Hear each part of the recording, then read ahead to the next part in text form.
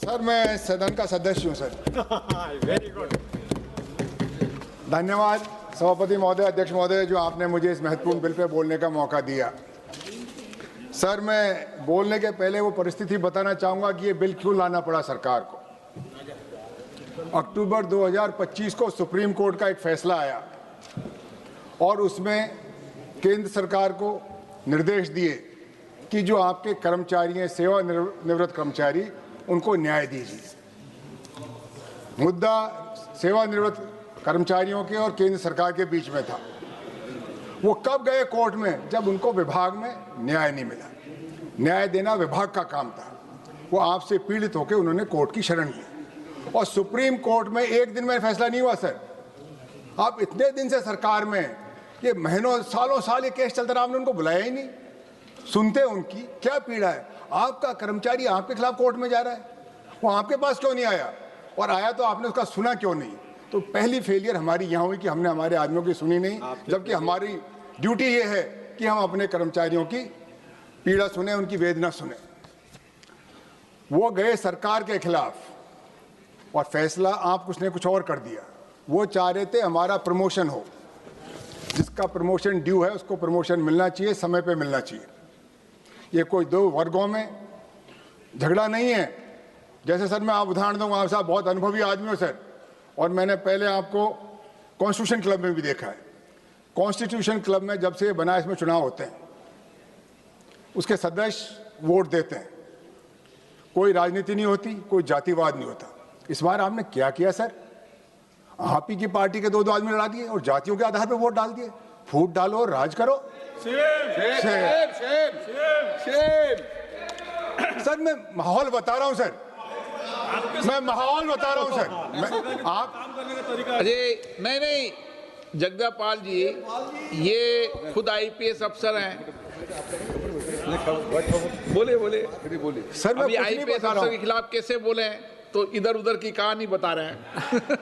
नहीं सर, वो नहीं कर रहा। सर मैं आप मेरे अध्यक्ष हैं सर, इस सभा के हमारे संरक्षक हैं सर। मैं आपके सामने अपनी पीड़ा रख रहा हूं सर। ये हुआ ऐसा नहीं, फिर इनके क्या होता है, ये अधिकारी और कर्मचारी लड़ेंगे तो कार्य कुशलता जाएगी।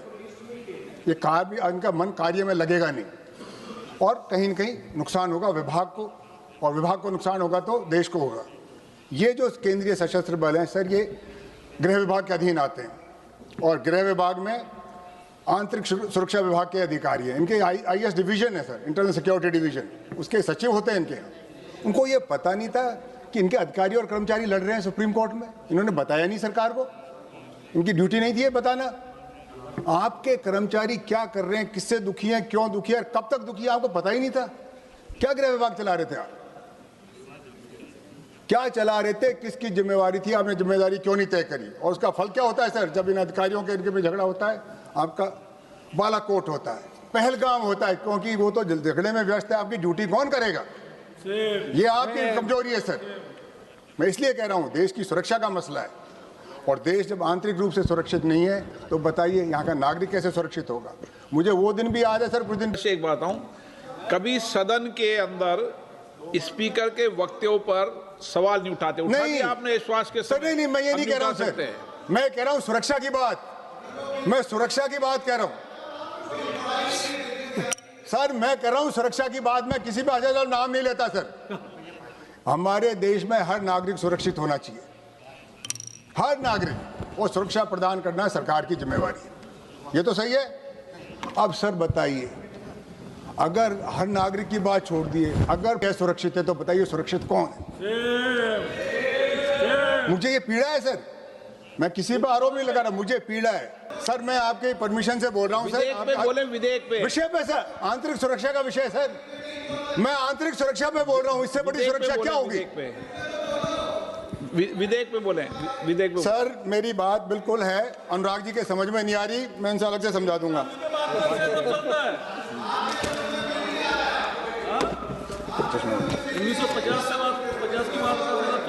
सर मैं इस विषय पे इसलिए बोलना चाहता हूं कि ये 2026 है सर।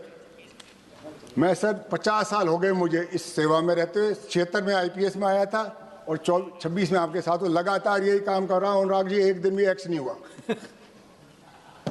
मैंने आंतरिक सुरक्षा विभाग में भी काम किया है सर, सीआरपीएफ में भी काम किया है। मैं आईजी पर्स था जो इसको डील करता था इस विषय में। सर आंतरिक विषय पे बोलने दीजिए ना, आंतरिक सुरक्षा पे। आप क्यों पीड़ित हो रहे हैं सर? इसमें आपका नाम नहीं आएगा। आप चेयर को संबोधित करें। सर मैं आपको संबोधित कर रहा हूं सर। अनुराग जी को मैं प्रयास करूंगा आपको समझाने की। सर ये आंतरिक सुरक्षा का विषय है। मैंने एक देश के नागरिक के रूप में देखा है इसको। मैंने प्रधानमंत्री कार्यालय में भी आंतरिक सुरक्षा विभाग देखा है। मैं सुरक्षा सचिव था मनमोहन सिंह जी के कार्यालय में, वहां से भी देखा है। मैं सीआरपीएफ में भी था, इसी विभाग को डील करता था। और मैं पुलिस में डीजी भी रहा हूं और इस सदन का सदस्य हूं। मेरे अनुभव के आधार पर बोल रहा हूं, मैं किसी पर आरोप नहीं लगा रहा हूं। मैं मेरे 50 साल के अनुभव पे कह रहा हूं कि इसमें सुधार की आवश्यकता है। उसमें किसको आपत्ति है? अगर हमारा सुधार, आंतरिक सुरक्षा ठीक होती, अगर संवेदनशीलता होती, तो शायद ये पहलगाम और ये पुलवामा नहीं होता। हम जवाबदेही तय करते। किसकी गलती थी इसमें, किसकी चूक थी और क्यों हुई? मुझे बताइए। आपने एक भी आदमी के खिलाफ कार्रवाई करी? इतनी गंभीर घटना हो गई। आप देखिए अध्यक्ष महोदय, कुछ समय पहले अपने बंबई में एक आतंकी हमला हुआ था। हमारे संवेदनशील तत्कालीन गृह मंत्री शिवराज पाटिल साहब थे, इस्तीफा दे दिया। महाराष्ट्र के मुख्यमंत्री थे, उन्होंने इस्तीफा दिया नैतिक जिम्मेवारी लेते हुए। पुलवामा में, बालाकोट में किसने ली जिम्मेवारी? मैं इसलिए कह रहा हूं, मैं किसी के आरोप नहीं लगा रहा हूं, जो हुआ जो आपको बता रहा हूं। इस्तीफा दिया था, चलो आपने कपड़े नहीं बदले, बदला क्या? सुरक्षा तो बिगाड़ दी। मैं किसी, थोड़ी शर्म करो। देखो, आप तो अपने बिल पे बोलो, बाकी इधर ध्यान। बिल पे ही बोल रहा हूं सर, बिल पे ही बोल रहा हूं सर। मैं तो सुरक्षा की बात कर रहा हूं। वो सुरक्षा में भी आंतरिक सुरक्षा, इस देश की सुरक्षा, देश के नागरिक की सुरक्षा। सही बोल रहे हो सर। ये इसका झगड़ा होता है जब क्या होता है, जब अधिकारी और कर्मचारियों में मतभेद होता है, उनका काम में ध्यान नहीं लगता, वो लड़ाई में व्यस्त हो जाता है और कार्यकुशलता घट जाती है, सुरक्षा खतरे में पड़ जाती है। और इसकी बिल की जरूरत क्यों पड़ी, वही तो मैं बता रहा हूं आपको कि एक माननीय सुप्रीम कोर्ट का एक आदेश था जो अक्टूबर 2025 में आया। उसको सरकार, उसके विधेयक लाइए, केंद्रीय सशस्त्र पुलिस बल 2026 आप लेके आए हैं। उद्देश्य कारण, इसका उद्देश्य क्यों बताया आपने? बताइए उद्देश्य क्या जरूरत पड़ी इसकी? ये फोर्स सर ना कांग्रेस ने बनाई ना बीजेपी ने बनाई। सीआरपीएफ 1939 में बनी थी। जब तो ये झगड़े नहीं हुए, जब तो लोकप्रिय सरकार नहीं थी, क्योंकि वो सरकार चलाना जानते थे, अधिकारियों से काम लेना चाहते थे, ड्यूटी बांटते थे, जिम्मेवारी लेते थे। और ये असम राइफल सर, ये तो कौन सी 1800 और कुछ साल की बनी हुई है, जब भी चल रही थी। आज क्या हो गया, हम इस पर चर्चा करें कि एक क्या नौबत आ गई कि हमारे जवान, हमारी व्यवस्था को हम नहीं चला पा रहे। आरोप का नहीं है सर, ये पक्ष और विपक्ष का नहीं है, ये देश की सुरक्षा का, सुरक्षा की जिम्मेदारी भारत के गृह विभाग में, ये मैं कह रहा हूं। उसको हमको चर्चा करनी चाहिए पार्टी से ऊपर उठ के, और जो गलत है गलत कहें, सही को सही कहें। दिक्कत क्या है? सुरक्षा में चूक हुई है। उसके कारण यह है कि आपके अधिकारियों का और कर्मचारियों का सुरक्षा में मन ही नहीं है, वो तो मुकदमे लड़ रहे हैं एक दूसरे के खिलाफ। जो एक दूसरे के घर में मुकदमे लड़ेंगे, वो घर कैसे चलेगा सर? ये है हमारा चिंता का विषय। तो मेरी सरकार से अनुरोध है कि आप इस बिल को, अगर आप बहुमत से पास करेंगे, आपका बहुमत है, पर उचित नहीं होगा। इस पर गहन चिंता हो, चर्चा हो और मंथन हो, और फिर जो सहमति बने उस पर आप निर्णय लें। अगर आप बहुमत के आधार पर करेंगे, आपका बहुमत आप करा लेंगे, पर क्या वो न्याय होगा? न्याय होगा उसमें जबकि सबकी राय हो, सबकी सहमति, और हम सहमति बनाएं। बहुत जरूरी है सर। आप अगर कर दिया, ये वर्ग जो लड़ रहे हैं आपस में मुकदमे, एक दूसरे के शत्रु बन जाएंगे। उनको एक ही काम करना है, देश की आंतरिक सुरक्षा। जब ये लड़ेंगे तो सुरक्षा किस किस को प्रदान करेंगे? ये क्यों बनाया? अपनों को आपने आपस में क्यों लड़ाया? इसीलिए मैं आपको कह रहा था सर, ये कॉन्स्टिट्यूशन क्लब में क्यों लड़ाया? कॉन्स्टिट्यूशन क्लब मेंबर्स का था। मुझे ये भी पता है कि 2 जातियों को लड़ा दिया आपने। बंद करो बोलना, जाति को लड़ाना। तो ये जाति पे, धर्म पे किसको लड़ाना? क्यों लड़ाना? सर मैंने ये भी दिन देखा है सर, मैं उम्र में, कद में आपसे छोटा हूँ अध्यक्ष महोदय, उम्र में थोड़ा सा बड़ा हूँ आपसे। इसलिए मैं बताता हूं, मैंने अंग्रेजों के राज के बारे में भी सुना था, वो परदेसी थे पर हिंदू धर्म खतरे में नहीं था। मुगलों के राज के बारे में भी सुना है, हिंदू धर्म खतरे में नहीं। अब कैसा हिंदू धर्म का राज है कि हिंदू धर्म खतरे में पड़ गया? मुझे बताइए, कौन कर रहा है इसको खतरे? कैसी सुरक्षा आपकी बताइए? वो परदेसी लोग थे, यहाँ के नहीं थे जब हम सुरक्षित थे। हरीश जी, इस बात पर धर्मेंद्र जी बड़े खुश हो रहे हैं। नहीं सर, सर मैं तो बिल पे बोल रहा हूँ सर, आंतरिक सुरक्षा पे सर, मैं कुछ नहीं बोल रहा हूँ सर। पटेल भाई, मैं किसी को कुछ नहीं कह रहा हूँ सर। इस देश में, ये देश हमारा है, ये सेना सबकी है, इसमें गजेटेड ऑफिसर भी होंगे, नॉन गजेटेड भी होंगे, सिपाही भी होगा, हेड कांस्टेबल भी होगा, एएसआई भी होगा, इंस्पेक्टर, सब इंस्पेक्टर, जो भी डीजी सब होंगे। सबकी ड्यूटी है और उनसे सबसे काम लेना सरकार का काम है। सबको काम में है। मैं तो अर्जुन जी आपके भी पक्ष में हूं, आप जहां भी हो मेरे हो।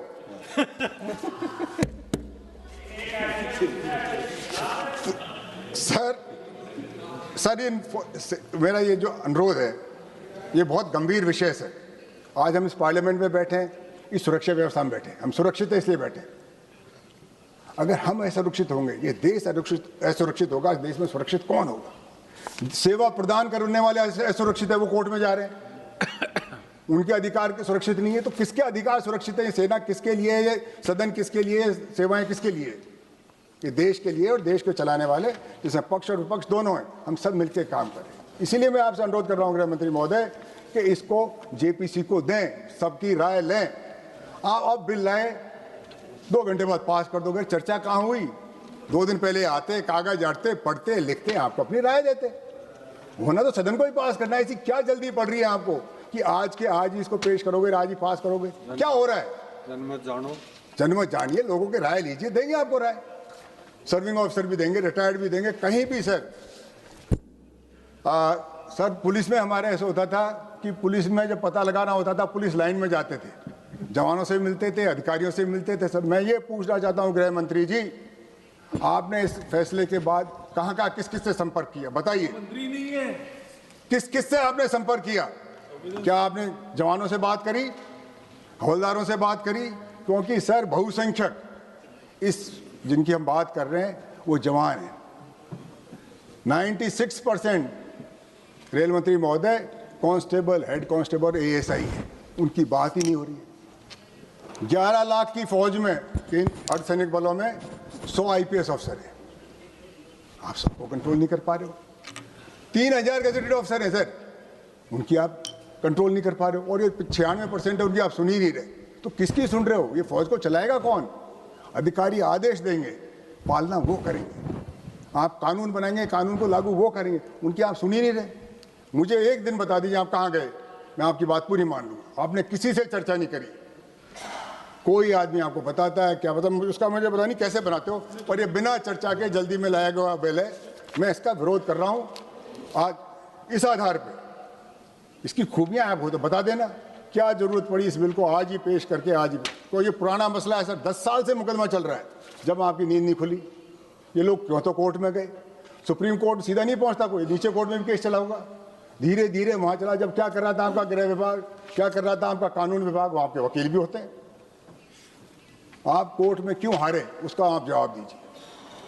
कोर्ट ने, हाई कोर्ट ने आपकी बात नहीं मानी, सुप्रीम कोर्ट ने नहीं मानी, तो इसी बात में क्या कमी थी आपकी में? अगर आप देश हित की बात कर रहे थे, देश की सुरक्षा की बात कर रहे थे, तो कोर्ट क्यों नहीं माना? मैं नहीं मानता कोई कोर्ट हमारे कानून के, देश के खिलाफ है। कहीं न कहीं हमारी बात में कमी है, हमने उसको ढंग से पेश नहीं किया, लोगों को संतुष्ट नहीं किया।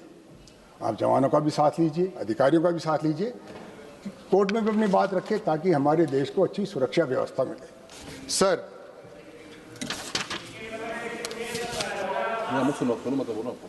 आप डिस्टर्ब मत करो, he is not reading. Sir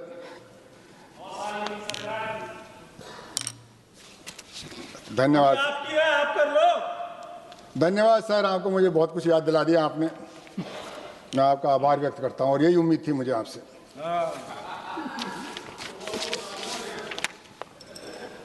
sir ये जो अलग अलग फोर्स बनी, अलग अलग उद्देश्य बनी थी, अलग अलग समय में बनी थी, क्योंकि मुझे पता है गृह मंत्री जी क्या जवाब देंगे। इसके लिए तो नेहरू जी जिम्मेवार हैं। सीआरपीएफ 1939 में बनी थी जब नेहरू जी प्रधानमंत्री नहीं थे सर। कृपया ये मत कहना कि इसके लिए इंदिरा जी जिम्मेवार है।